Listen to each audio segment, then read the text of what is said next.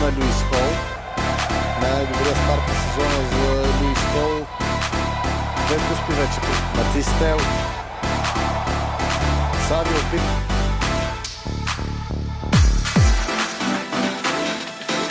Савио.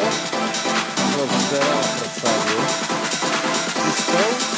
Очевидно за Роберто Везерби матчите в случай дава възможност на Лелока да разпука игрови опит. Огромен талант. Това малко два мача.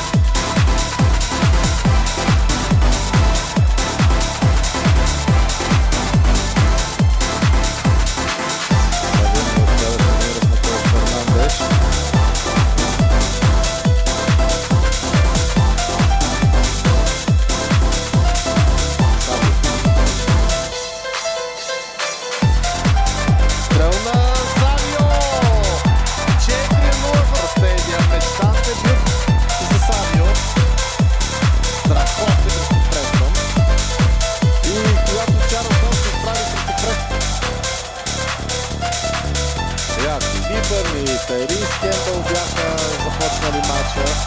Строго се щеше да е Матеуш Фернандеш.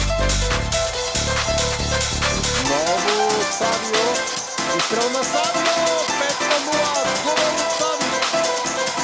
Само за няколко минути Савио слуша две попадения.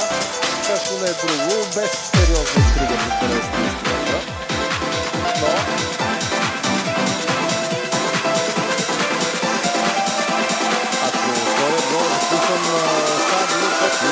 да промени крайния резултат. Но